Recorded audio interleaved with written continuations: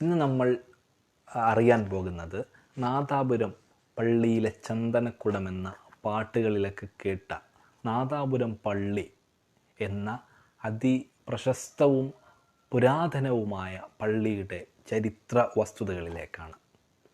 ഈ വിഷയം ഞാൻ ക്രോഡീകരിച്ചിരിക്കുന്നത് നാദാപുരത്തിൻ്റെ ഇതിഹാസം എന്ന പേരിൽ മജീദ് ഇല്ലത്ത് എന്ന് പറയുന്ന അവർ രചിച്ച ഒരു പുസ്തകത്തിൽ നിന്നാണ്. ഇതിന് പ്രശസ്തമായ കേരളത്തിലെ ചരിത്രകാരൻ MGS നാരായണൻ സാറിൻ്റെ കുറിപ്പൊക്കെ ഉള്ള പുസ്തകമാണ്. അപ്പോൾ ആധികാരികമാണെന്ന് മനസ്സിലാക്കാൻ വേണ്ടി പറഞ്ഞു എന്ന് മാത്രം. അപ്പോൾ നാദാപുരം പള്ളി എന്ന് പറയുന്നത് 150 വർഷത്തിന് മുകളിൽ പഴക്കം ചെന്ന ഒരു പള്ളി. അതിൻ്റെ ചരിത്രത്തിലേക്ക് നമുക്ക് കടക്കാം.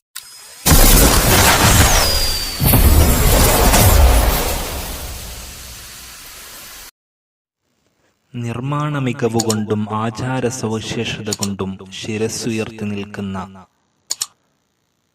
നാദാപുരം പള്ളിക്ക് 150 വർഷത്തോളം പഴക്കം കണക്കാക്കുന്നു.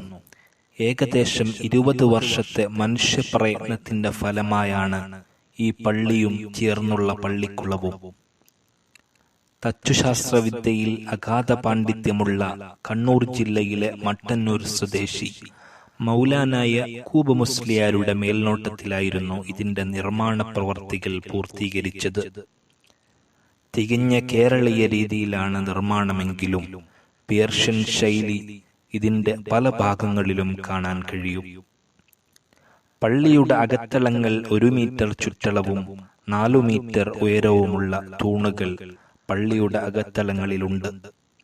ഖുർആൻ സൂക്തങ്ങൾ ആലേഖനം ചെയ്ത പള്ളിയുടെ മച്ചിടം കാഴ്ചക്കാരുടെ മനം കവരുന്നു. മരം കൊണ്ട് നിർമ്മിച്ച കൊത്തുപണികളാൽ അലങ്കൃതമായ പ്രസംഗപീഠം സന്ദർശകർക്ക് വിസ്മയമുളവാക്കുന്നതാണ്. നാദാപുരം പള്ളിയിലെ എന്ന സിനിമാ പാട്ടിൽ പരാമർശിക്കപ്പെടുന്ന പള്ളി വടക്കൻ പാട്ടുകളിലും മറ്റും പരാമർശം വിഷയമാണ്. എന്നാൽ പാട്ടിൽ പറയുന്ന ചന്ദനക്കുടവും നേർച്ചയും ഇവിടെ ഉണ്ടായിരുന്നില്ലെന്ന് പഴമക്കാർ പറയുന്നു. കേരളത്തിലെ മറ്റു പള്ളികളെ അപേക്ഷിച്ച് അകത്ത് ഖബറിടം ഉണ്ട് എന്നതും ഈ പള്ളിയുടെ സവിശേഷതയാണ്. 5ഓളം ഖബറിടങ്ങളുള്ള ഈ പള്ളിക്കകത്തെ ഒരു ഖബർ പൂച്ചാക്കൂൽ ഓറുടേതാണ്. ആദ്യമായി നാദാപുരത്തെത്തിയ പ്രബോധകനായിരുന്നു പൂച്ചാക്കൂൽ ഓർ എന്ന സൂഫി വര്യർ. ഇവർ നാദാപുരത്ത് ഇസ്ലാമിക പ്രവർത്തനത്തിന് നേതൃത്വം നൽകിയത്. നാദാപുരത്തെ മത്സ്യ മാർക്കറ്റിന് പിൻവശത്തെ പൂച്ചാക്കൂൽ ഭവനത്തിനും നൂറ്റാണ്ടുകളുടെ പഴക്കമുണ്ട്. ആരാധനാലയത്തിന് പുറമെ കേരളത്തിൽ അങ്ങോളമിങ്ങോളമുള്ള മതപണ്ഡിതന്മാരുടെ സംഗമവേദി കൂടിയായിരുന്നു നാദാപുരം പള്ളി. ഇസ്ലാമിനെ കുറിച്ചുള്ള ചർച്ചകൾക്കും സംവാദങ്ങൾക്കും പലപ്പോഴും നിവാരണമുണ്ടാക്കിയത് ഇവിടുത്തെ പണ്ഡിത കേസരികളായിരുന്നു. പള്ളിയിൽ നടക്കുന്ന ദർസ് അഥവാ മതപഠനശാല പ്രശസ്തമാണ്. പള്ളിയുടെ 1ാമത്തെ നിലയിൽ പടിഞ്ഞാറ് ഭാഗത്ത് നിലത്തിരുന്ന് ശിഷ്യഗണങ്ങളെ പഠിപ്പിക്കുന്ന രീതി ഇപ്പോഴും തുടരുന്നു.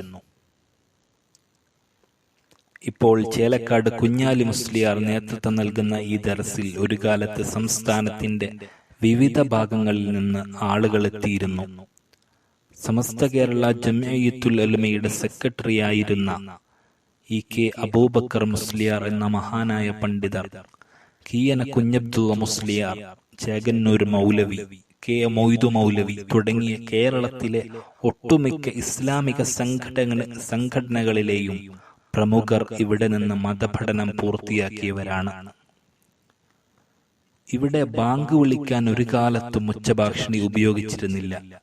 നിസ്കാര സമയം മനസ്സിലാക്കാൻ സൂര്യചലനം അനുസരിച്ച് സമയം കണക്കാക്കുന്ന ഇസ്തിവാ കുറ്റികളായിരുന്നു ആധാരം. ഇത്തരം ഇസ്തിവാ കുറ്റികൾ പള്ളിപ്പരിസരത്ത് ഇപ്പോഴും കാണാൻ സാധിക്കും.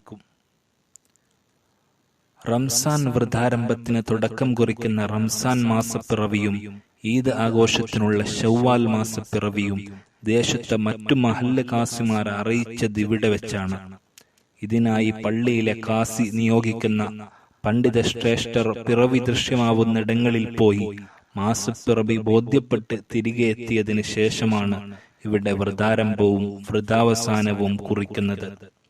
കടത്തനാട് പ്രദേശത്തെ കാസിമാർ മാസപ്പിറവി അറിയാൻ നാദാപുരം പള്ളിയിലെത്തും. ഇസ്ലാമിക ആരാധനാ രീതിയുടെ തനതു ശൈലി കാത്തു സൂക്ഷിക്കുന്ന മനോഹരമായ പള്ളി മതസൗഹാർദ്ദത്തിന്റെയും സൗഹോദര്യത്തിന്റെയും കേന്ദ്രസ്ഥാനം കൂടിയാണ്. 3000-ഓളം ആളുകൾക്ക് പ്രാർത്ഥന നടത്താൻ സൗകര്യമുള്ള ആരാധനാലയത്തിന്റെ കാസി ഈയിടെ വിയോഗം പ്രാപിച്ചത് കടുത്ത ദുഃഖമാണ് ജനങ്ങളിൽ ഉണ്ടാക്കിയത്. നാദാപുരത്ത് ശാശ്വത സമാധാനം നിലനിർത്താൻ ഇവർ വഹിച്ച പങ്ക് ശ്ലാഘനീയമാണ്. പള്ളിയുടെ ഭരണം 4 തറവാട്ട് കാരണവന്മാരെ ഏൽപ്പിച്ച കാലം മുതൽ ഇവരുടെ പിന്മുറക്കാർ ഇപ്പോഴും ഭരണം നടത്തി വരുന്നു. വർഷങ്ങൾ പിന്നിടുമ്പോഴും ആചാരങ്ങളിൽ കാർക്കശ്യം പുലർത്തുന്ന 3 നിലകളിലുള്ള ഈ പ്രൗഢഗംഭീര ആരാധനാലയം ആധുനികതയ്ക്ക് വഴിമാറാതെ ശിരസ്സുയർത്തി നിൽക്കുകയാണ്. ഇന്നത്തെ നാദാപുരം പള്ളിയുടെ നിർമ്മാണം ആരംഭിക്കാൻ നേതൃത്വം നൽകിയത് കാട്ടിയത്ത് എന്ന സ്ഥലത്തെ പ്രമുഖനായിരുന്നു. ബഹുമാനം കൊണ്ട് എല്ലാവരും അദ്ദേഹത്തെ ഓറ് എന്ന് വിളിച്ചു തുടങ്ങി. പള്ളിയുടെ പണി പൂർത്തിയാക്കാൻ 20 വർഷം വേണ്ടി വന്നു എന്ന് പറയപ്പെടുന്നു. പള്ളിയുടെ നിർമ്മാണത്തിന് അന്നത്തെ ഭാഷയിൽ പള്ളിയിൽ പായ വിരിക്കുക എന്നാണ് പറഞ്ഞിരുന്നത്. നിർമ്മാണം പൂർത്തിയായ പള്ളി അന്നവിടെ ഉണ്ടായിരുന്ന കുരുന്നംകണ്ടി, കക്കംവള്ളി, പുളിക്കൂൽ, പാറക്ക് തായെ എന്നീ തറവാട്ട് കാരണവന്മാരെ ഏൽപ്പിക്കുകയായിരുന്നു. പിന്നീടങ്ങോട്ട് പള്ളിയുടെ കാര്യങ്ങളെല്ലാം ഈ തറവാട്ടുകാരന്മാരാണ് നോക്കി നടത്തിക്കൊണ്ടിരുന്നത്.